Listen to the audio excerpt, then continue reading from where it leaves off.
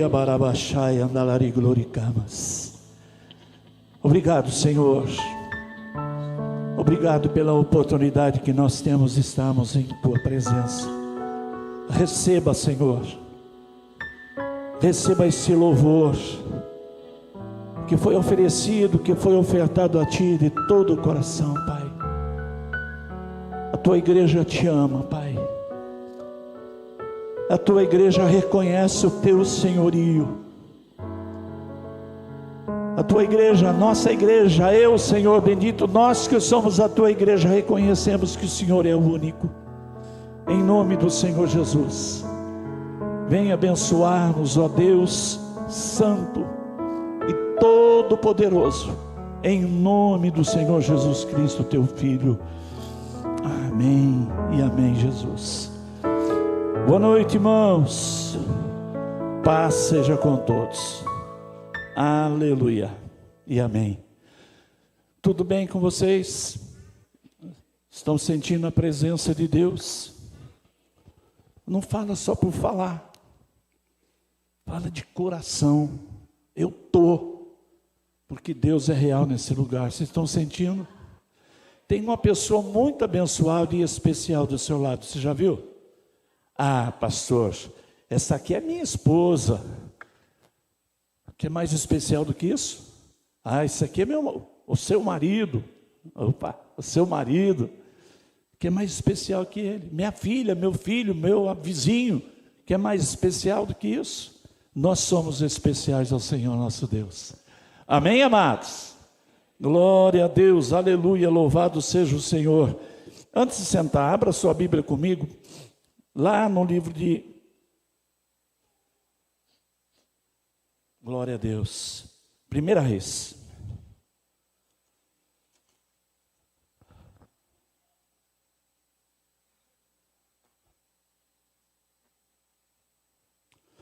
Capítulo, eu falei já? 17. Eu tinha falado?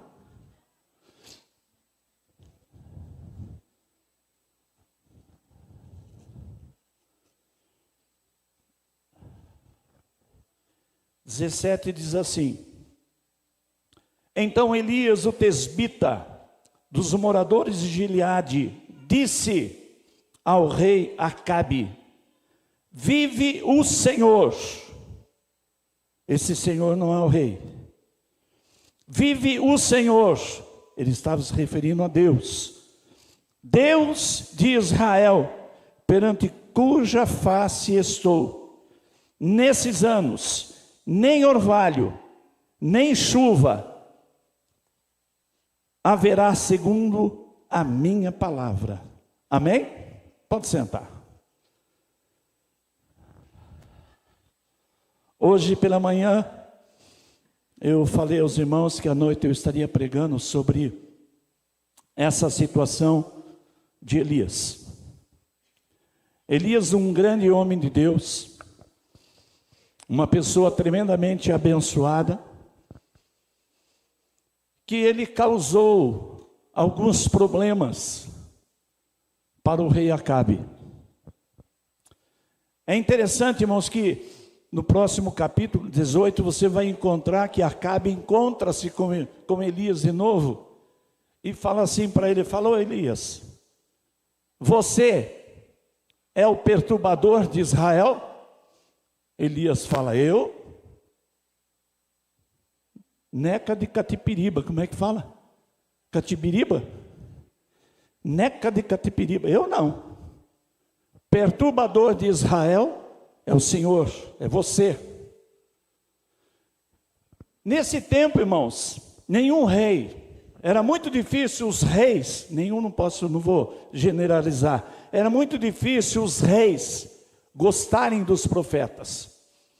E Acabe, irmãos, foi um dos piores reis, pior até mesmo que seu pai, porque ele casou-se com uma mulher chamada Jezabel, que era Sidônia ou Fenícia, Ciro Fenícia.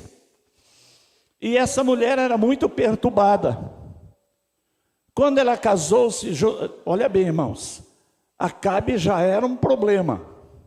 Quando ele casa com Jezabel, ele se torna um problema muito maior do que antes. Porque daí ele construiu em Jericó uma casa para o deus Baal. Uma casa para Deus Baal. Deus Baal, irmãos, Baal era considerado o deus da chuva. E olha só o que Elias faz, irmãos. Elias chega para ele e fala: vou profetizar aqui para você. Por um espaço muito grande não vai cair uma gota d'água na terra, nem de chuva, nem do orvalho, sendo Deus de Acabe Baal, que era o Deus da chuva. E Jezabel, num período, irmãos, ela começou a matar os profetas. Os profetas, os homens de Deus, como eu falei, os reis não gostavam normalmente dos profetas, porque eles falavam as verdades de Deus. E eles não gostavam de ter pessoas falando as coisas que eles não queriam ouvir. Você já teve um amigo que ou ele falou alguma coisa para você que você não estava querendo ouvir, ou você falou para ele alguma coisa que ele não queria ouvir. Olha para o seu irmão aí, fala para ele assim: o verdadeiro amigo é aquele que fala para nós o que nós precisamos ouvir, não o que queremos. Esse é o verdadeiro amigo. Ele chega para você, se você estiver na vida errada, ele chega e fala para você: você está errado. Pô, mas você é meu amigo, você vai ficar falando isso, você está errado. Ele não vai falar assim: ai que legal, você está errado, mas eu sou seu amigo. Não, ele vai falar: você está errado.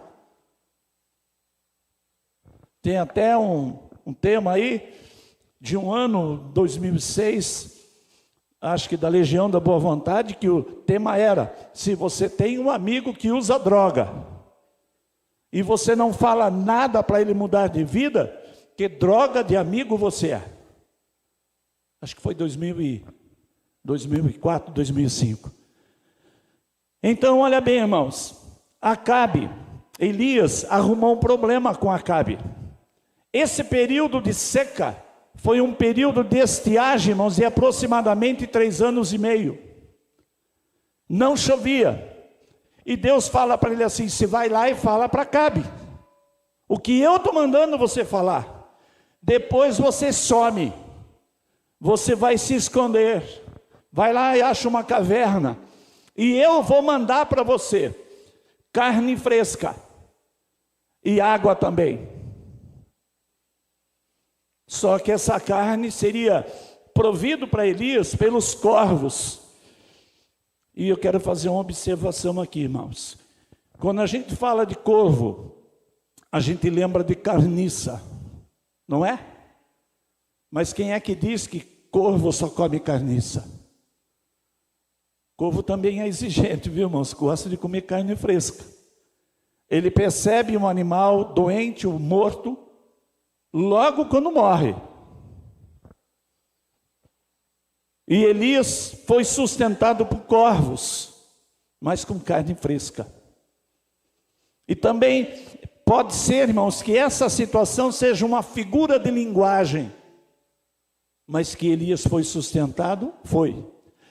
Depois que ele sai da caverna, Deus fala assim: olha, sai da caverna, agora você vai lá para Serepta, e lá eu vou te sustentar também. E assim foi acontecendo na vida de Elias. Agora eu quero chegar num ponto muito importante, irmãos. Quando Elias se depara novamente com Acabe. Foram poucas vezes que Elias encontrou-se com Acabe. A segunda vez que ele encontra com Acabe foi que Acabe falou para ele assim: você é um perturbador de Israel, você é o perturbador? Ele falou: eu? Eu não. Você é o perturbador de Israel. Acabe, irmãos, era judeu. Acabe era de Judá, era um israelita. E ele mudou toda uma situação de Israel, a história de Israel no período do reinado dele foi tudo pervertida. ele passou a adorar outros deuses, que não era o Deus verdadeiro, único e poderoso, Deus que tinha uma aliança com Israel. E Deus, irmãos, é um Deus ciumento, que Ele não divide a sua glória com ninguém. Deus, fala comigo, Deus não divide a sua glória com ninguém. Ele dá, Ele abençoa, Ele cuida, mas Ele quer que você entenda, a adoração é para Ele. O amor único é para Ele, a nenhuma outra divindade. Nós temos Pai, Filho e Espírito Santo, a Trindade. Ninguém mais além deles. E de repente, quando ele fala assim, ó, você é o perturbador, ele fala, eu não sou perturbador, eu não sou aquele que está causando problema a Israel. Eu não sou aquele que está levando o povo a se desviar do verdadeiro Deus. Mas é você. É você que tem feito isso aqui. Você tem levantado Baalins. Você tem levantado postes e ídolos, que eram as imagens de escultura construída no bosque. Ele construiu um bosque, irmãos. Ele plantou um bosque, para que nesse bosque fosse como é que fala? Esculpida em troncos, imagens de adoração a Azera. Azera era uma deusa, considerada a deusa da fertilidade. E a Jezabel era uma adoradora de Azera. E Jezabel é que mandava matar os profetas, como eu falei. E no momento, Elias sentiu-se só, porque achava que todos os profetas estavam mortos. Então aqui, se você continuar a leitura no capítulo 18, Elias fala para esse camarada aí, Acabe. Fala, olha, Acabe, nós vamos resolver hoje essa história aí de dois deuses. Vocês falam que o Deus verdadeiro é Baal. E nós temos a nossa convicção de quem é o verdadeiro Deus. Então você vai juntar lá no Carmelo, Monte Carmelo, Monte Carmel, ou Monte das Videiras, que era o monte de Deus. No Carmelo, ou Monte da Vide, que tinha muita videira lá, irmãos. E esse território, irmãos, Elias conhecia. Ele não queria combater em campo estranho.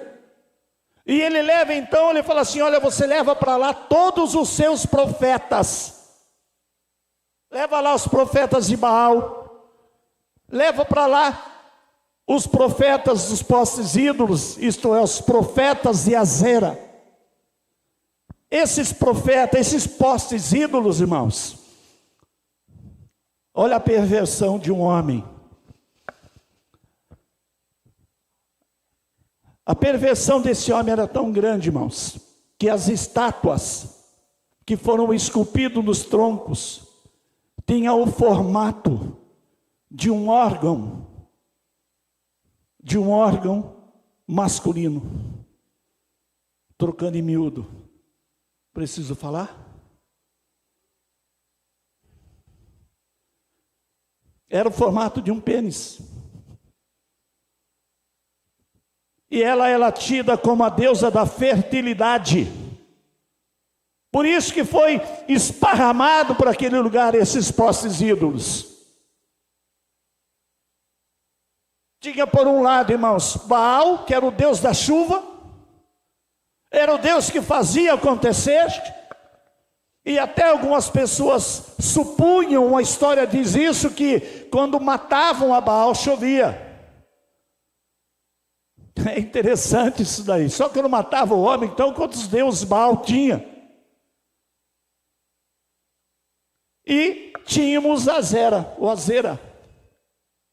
Não tem um carro com marca de Azera? Oh, Jesus amado, me livra desse carro, eu não quero. Olha bem, irmãos, a coisa. E ele fala assim, olha aqui, profeta, olha aqui o rei. Você vai convocar, você vai chamar para subir no monte, para estar clamando numa disputa entre eu e os seus profetas. Você vai levar para lá os 450 profetas de Baal. Fala comigo, 450? 450. Só quem está dormindo, os 450. E agora quem está acordado, vamos lá, 450. Profeta de Baal. Agora para cá, irmãos. Só quem está acordado, 400 profetas de Azera. A soma dos dois dá 850. Ele falou, nós vamos subir no Monte Carmel, no Monte da Vinha. E lá nós vamos fazer uma disputa. Oh, está gravando. Oh, Jesus. Não dá para movimentar aí. Acho que isso apareceu, não. Nós vamos lá disputar. Para chegar à conclusão quem é verdadeiro Deus. Mas Elias não tinha dúvida quem era o verdadeiro Deus. Ele sabia que o Deus que ele servia era o verdadeiro e que o outro era o falso. Não importava se tinha tanta gente do lado de Baal e de Azera. Ele falou, se reúne os profetas e lá nós iremos fazer um sacrifício. Os seus profetas irão fazer um sacrifício a Azera e Baal. E eu farei o meu sacrifício ao Deus que eu creio ser o verdadeiro. E o Deus que responder por fogo, esse será o Deus verdadeiro. Eu imagino que Elias pensou. Aí eu estou pensando cá com meus botões. Que Elias pensou, irmão, bom, 3 anos e meio de seca. Baal, que é o Deus da chuva, não fez cair uma gota de água, um pingo de água. Mas ele não era o Deus da chuva, cadê a chuva? Não caiu? Então ele falou, se não faz chover, não faz vir fogo também. Mas o meu tem poder para fazer chover, porque é ele que mandou cerrar os céus para que não chova, nem orvalho venha. Ele pode fazer vir a chuva, como com certeza trará também o fogo. E Elias fala assim, olha, vocês, todo mundo reunido lá no cume do Monte Carmelo, vocês são 850 pessoas, e eu sou sozinho. Vocês irão preparar o sacrifício primeiro, que era um bezerro, era um novilho. Preparem o bezerro, porque vocês vão ser muito mais ágeis, muito mais rápidos. São muitas pessoas mexendo aí, destroçando um bezerro. Depois coloca sobre a lenha e faz o sacrifício e clama pelo fogo. E hoje de manhã eu falava que Elias era meio sarcástico. E vocês vão entender por quê. Porque os camaradas pegaram o bezerro, o novilho, mataram, destrincharam ele e começaram a clamar por Baal e por Azera. Mas aqui fala Baal. E clamava e clamava. E Elias olhava para eles assim, acho que destroçando lá também, né? Esquartejando lá o novilho. E falava assim, acho que vocês estão clamando um pouco baixo, clama mais alto. Clama mais alto aí, está muito baixinho a voz de vocês. E eles clamavam mais alto, eles gritavam. E eles começaram a fazer, eles pegavam lancetas e começavam a fazer, como é que fala? Se flagelar, mas tem um outro nome, quando a pessoa começa a se cortar, mutilar, começava a se mutilar. Quem sabe se caindo o nosso sangue, Baal responde, e eles se mutilavam. E Elias falava, grita mais alto, porque quem sabe se ele está dormindo. Olha que o homem, irmãos, diante de 850 profetas, e ele satirizando aqueles profetas, de um Deus estranho, de um Deus que não era verdadeiro, ele não estava nem aí. Clama mais alto, porque quem sabe se ele saiu de férias. Aí ele falou, depois que eles enjoaram de clamar e nada de fogo, os caras estavam babando, estavam quase mortos de cansaço, e nada aconteceu, fogo nenhum veio. Ele falou assim, agora é minha vez. E quando ele pegou para começar a fazer a parte dele, uma das coisas interessantes que ele fala ao povo de Israel, irmãos, até quando? Porque olha bem, ali estava o rei, que era israelita, ou israelense. Ali estava todo um povo, que por causa desse homem, por causa desse homem aí, passaram a adorar outros deuses. E tinha também um camarada lá, que era o servo de Acabe, Obadias. Obadias, irmãos, quando Jezabel matava os profetas, ele começou a pegar os profetas de Deus, profeta de Deus que ela começou a matar, Jezabel. Ele começou a esconder esses homens de 50 em 50 para salvá-los, e ele tratava esses homens com pão e com água. Obadias era um servo de Deus. E ele falou assim, olha aqui, até quando que vocês vão ficar aí entre dois pensamentos, entre dois deuses, com dúvida de quem vocês servem? E você tem dúvida do Deus que você serve? Você tem dúvida do Deus que você serve? Antigamente a gente cantava um cântico. Onde está o seu Deus? Onde está o seu Deus? Leandro não sabe essa. Sabe, ele também sabe tudo, hein? O Leandro, acho que andou com Noé, hein? Com Noé, né, da arca. Andou? E ele fala, o cântico, eu falava assim, o meu está no céu, também no meu coração. Aquele que não tem, eu não ia falar isso daí. Ele fala assim, o do mundo está morto, o meu ressuscitou. Então, olha bem, irmãos. Ele chamou a atenção do povo, eles falaram, hoje vocês vão ver quem é o verdadeiro Deus. Ele pegou a primeira coisa, vou tentar ser mais rápido aqui, irmãos. Ele pegou aquele altar e fala que ele restaurou o altar. Por que é que ele restaurou o altar? Porque aquele altar estava contaminado.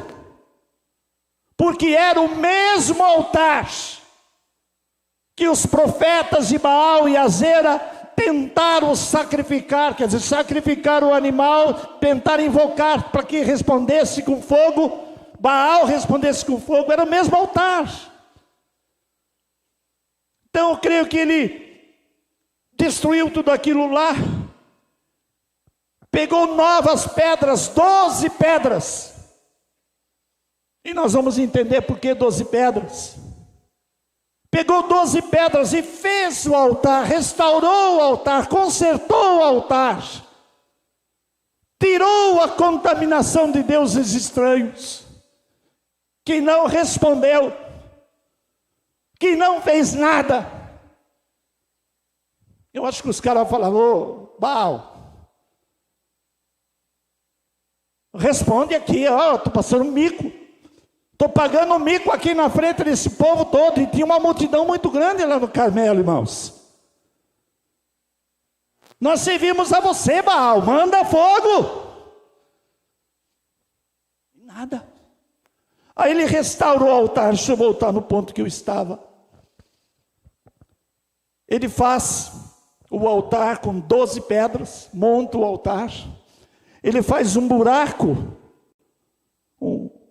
um rego, em volta daquele altar que ele fez. Ele montou as lenhas no meio do altar. Ele pegou o sacrifício do novilho que ele ia oferecer a Deus, o verdadeiro e único Senhor, colocou sobre aquela lenha. E a Bíblia fala que ele pegou jarros d'água, aproximadamente 12 litros de água, e jogou sobre a lenha. E era tanta água que foi cair, que jogou em cima do sacrifício, que derramou sobre as lenhas, escorreu para as lenhas, que aquele rego que ele fez em volta ficou encharcado, cheio de água. Sabe por que ele fez isso? Porque ele não queria, irmãos, que nenhuma dúvida ficasse dentre o povo que iria conhecer o verdadeiro Deus. De repente alguém poderia dizer: ah, mas já tinha aceso, o fogo já estava lá. Então ele quis dizer para que não tenham dúvida. Ele não falou para o povo, ele fez isso. Ele molhou, ele encharcou a lenha. Eu já falei sobre isso aqui. Quem já cozinhou, quem já fez um fogo de lenha, um fogo com lenha, sabe que lenha molhada, irmãos, faz fumaça. Mas demora para pegar fogo. Quem já cozinhou com fogão de lenha sabe.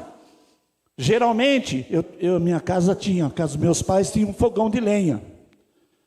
Na cozinha da minha mãe tinha um fogão de lenha. E embaixo daquela grelha, nós temos aqui um fogão de lenha.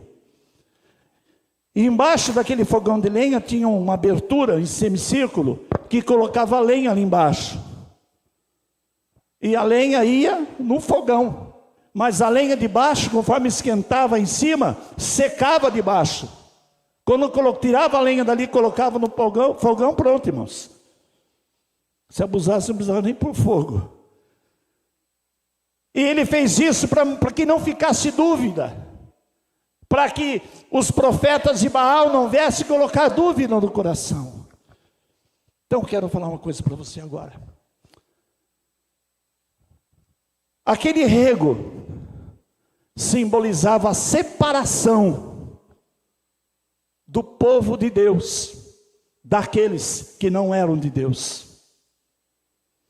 A sua vida separado do mundo, a sua vida separada do mundo. E o apóstolo João fala: filhinhos, não ameis o mundo, nem as coisas que no mundo há, porque aquele que ama o mundo, o amor do Pai não está nele.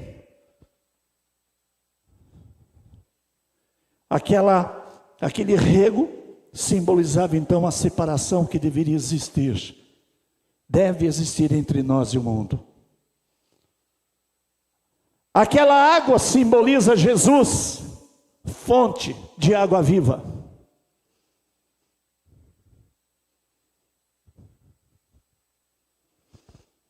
E a lenha representa cada um de nós. Sem lenha, irmãos, não há fogo. Ah, mas eu tenho um fogão lá em casa que, elétrico, a gás, micro-ondas. Não preciso de lenha. Mas eu não estou falando desse fogo. Estou falando do fogo de Deus. Nós temos que ser lenha abençoada. Está me entendendo? Fale para o seu irmão. Você é lenha? Ou você é o quê?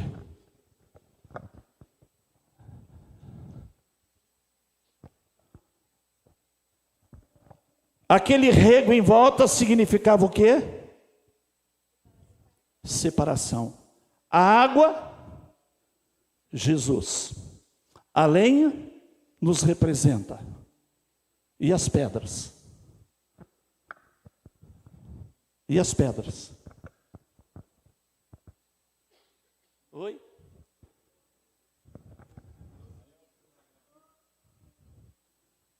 que mais? Representa, as pedras representavam 12 pedras, é meio óbvio, né, irmãos? É meio óbvio aí. Embora, para muitos, as 12 pedras colocasse para ele, poderia se tornar um problema muito grande, porque houve a divisão das tribos. Ele não estava pensando nisso, ele estava pensando numa coisa maior que todo mundo sabia. Aquelas 12 pedras representavam a aliança de Deus com seus filhos. A aliança que Deus havia feito com seus filhos, a aliança que os seus filhos tinham com Deus. Hoje, irmãos, quando nós participamos da Santa Ceia, e que nós comemos o pão e tomamos o cálice, nós estamos participando de uma aliança que o Senhor Jesus fez comigo e com você e com toda a humanidade na cruz do Calvário ao derramar o seu sangue.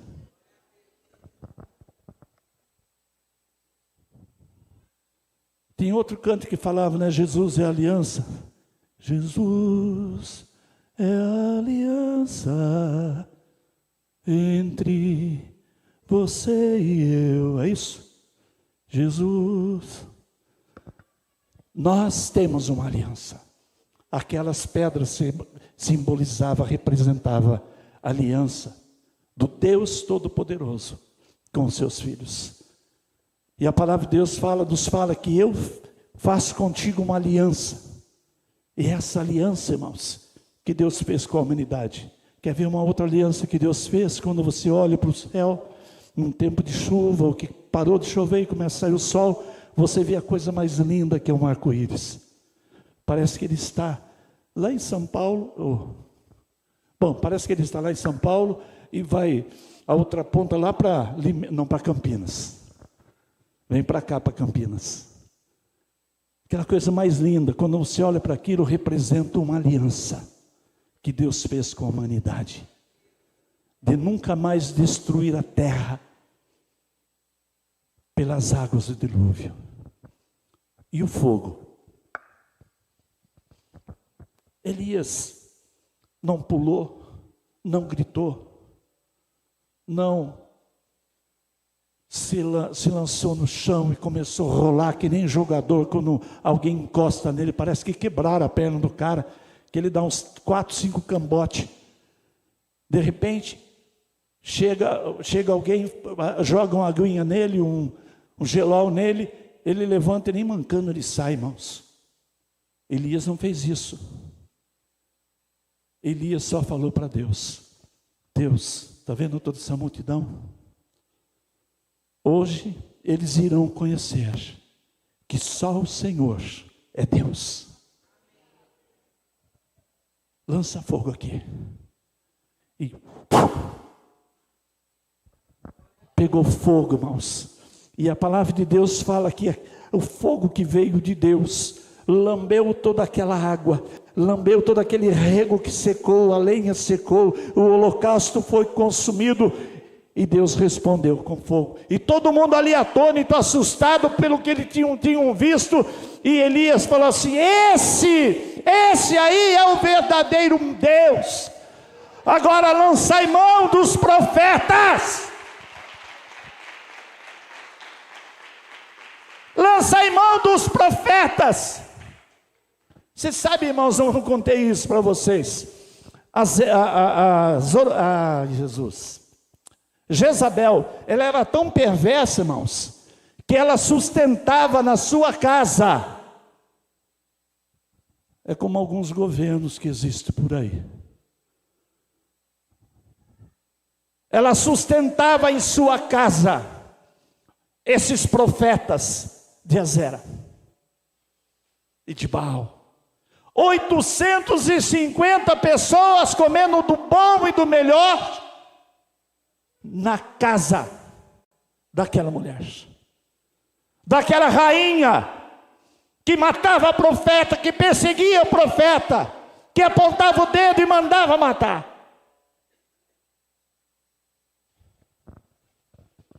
Elias fala assim para os homens que estavam ali: agora, acabem com esses profetas falsos. E eles começaram a correr, e desceram para o rio, que eu falei de manhã, é rio chamado Quizon.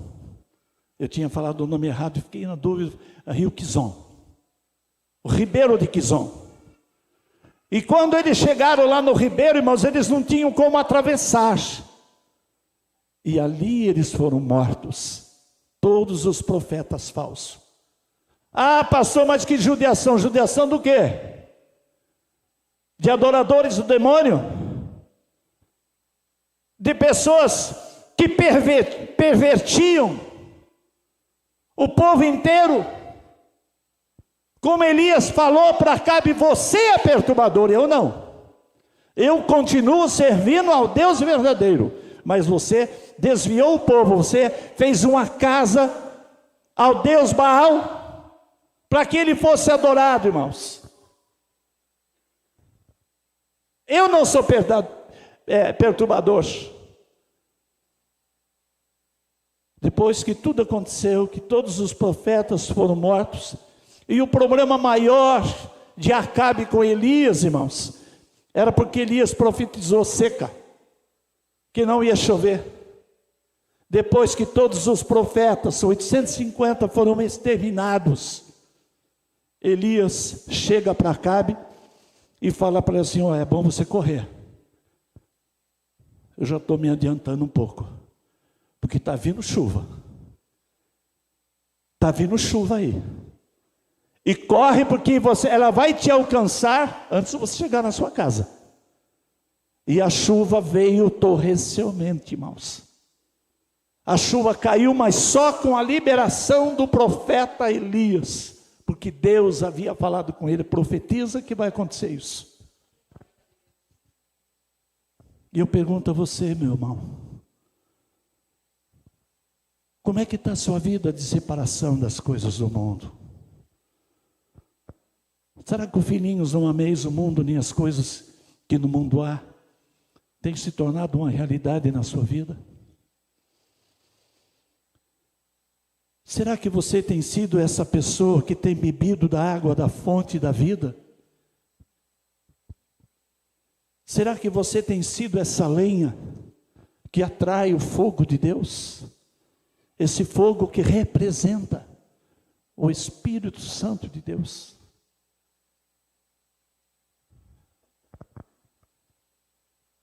No Pentecoste, foram vistas línguas como se fossem línguas de fogo,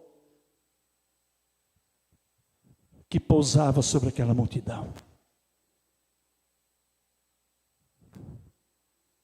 Como é que será que tem andado a sua vida com o Pai? Momento para você se autoanalisar. Eu não sei como está o seu coração. Nós, pastores, temos a incumbência de falar a palavra de Deus, mas o aplicar é de cada um. Nem os nossos próprios filhos nós podemos fazer alguma coisa para salvá-los. Nós podemos ensiná-los. Graças a Deus, os meus vocês conhecem. Nós podemos ensiná-los, mas os meus filhos, como é que eu posso dizer para você? Deus não tem neto, Deus tem filhos. Os meus filhos, eles podem se tornar filhos, já se tornaram há muito tempo, filhos de Deus, mas não são netos de Deus por serem meus filhos. Eles são netos do seu Alberto e da dona Maria, e dos meus pais que já morreram, eram netos. Mas de Deus, todos nós temos que sermos filhos. Ouça agora. E filho, irmãos, ouve a voz do Pai. E se for inteligente, obedece. Porque o Pai não fala para nós coisa errada. Ele nos corrige no erro, e nos ajuda a vivermos uma vida super, hiper abençoada. Sabe uma coisa que nós podemos tirar como lição para a nossa vida aqui?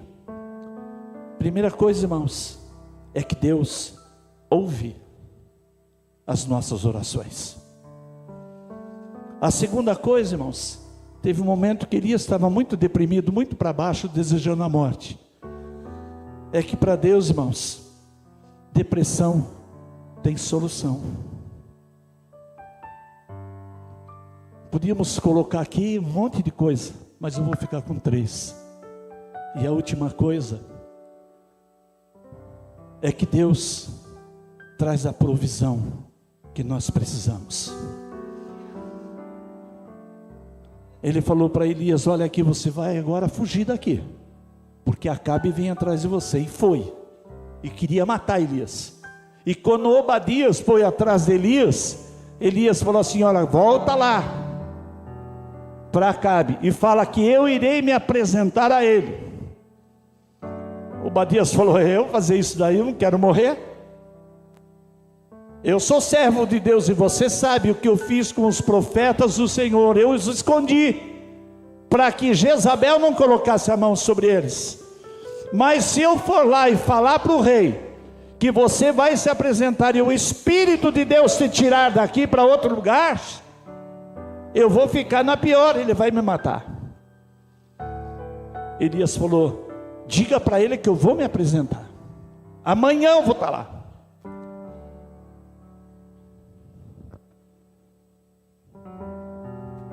E ele foi e cumpriu a palavra dele. Mas na caverna ele foi alimentado por corvos. Em Serepta, ele falou para a mulher: olha que eu quero comer um pedaço de pão. Ela falou assim: mas se eu der pão para você, eu fico sem, porque não tem mais nada aqui, a seca é muito grande, eu tenho fome, meu filho tem fome, não tem nada para a gente comer mais nesse lugar.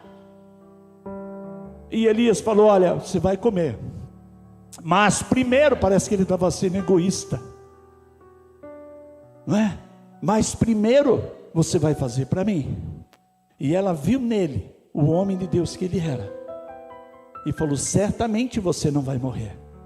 E ela fez o pão e levou para o profeta, e sobrou pão na casa dela, irmãos.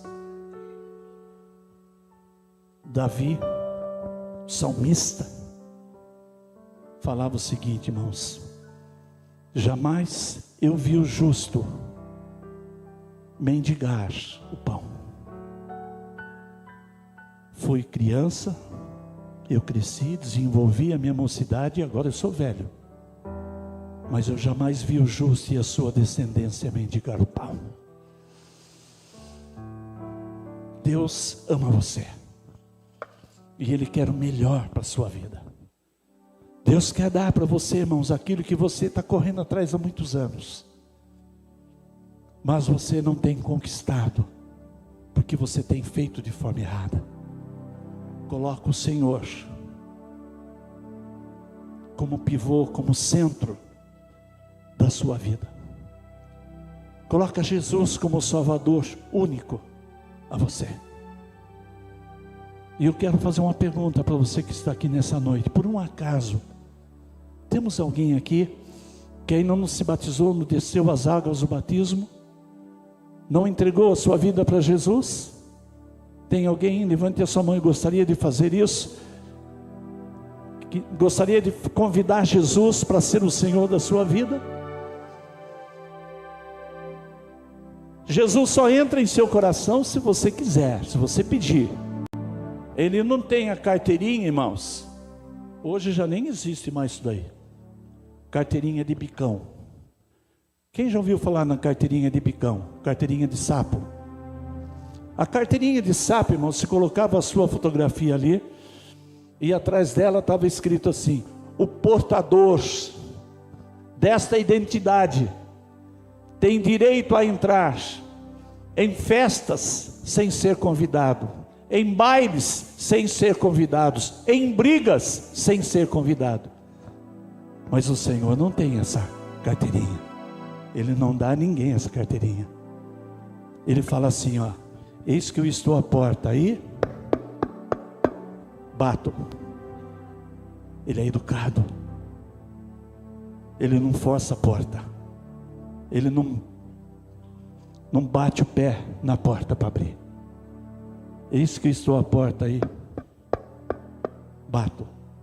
Se alguém ouvir a minha voz e abrir a porta, eu entrarei em sua casa, cearei com ele e ele comigo.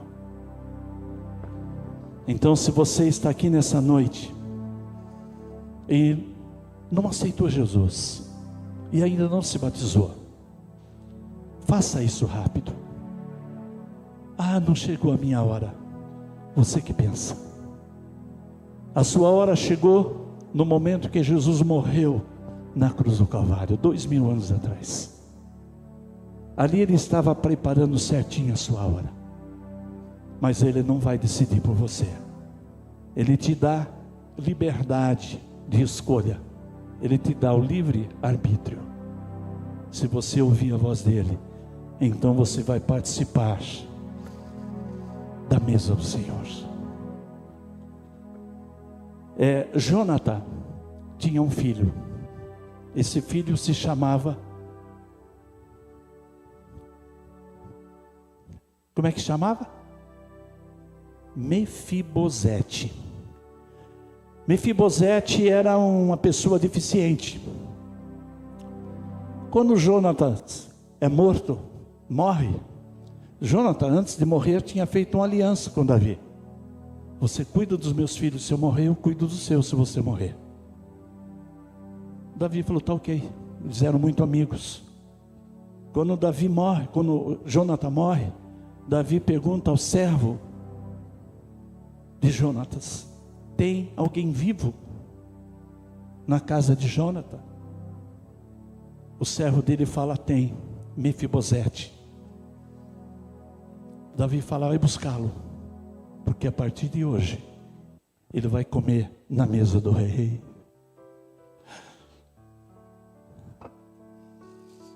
A partir de hoje ele não vai mais ficar lá naquele vale ruim. Era uma cidade, irmãos, que só tinha gente ruim, tinha só bandido, tinha só pessoas mal. Era lá que Mefibosete estava vivendo. Fugiu agora o nome da cidade. Você lembra, Genésio? Pior que está na ponta da língua aqui, não sai. Você lembra? Lodebar. Lodebar não é o seu lugar, Mefibosete. O seu lugar é na minha casa. Todos os dias você vai tomar do meu café da manhã. Todos os dias você vai almoçar do meu almoço que for colocado na vida. Deus está dando para você a melhor comida, mas você precisa decidir-se por Ele. Isaías 1:19. Se quiserdes e me ouvirdes, comereis o melhor dessa terra, mas se recusardes e fordes desobedientes, sereis devorados à espada. Deus te dá o melhor, mas é você que decide se você quer comer o melhor ou não. Amém?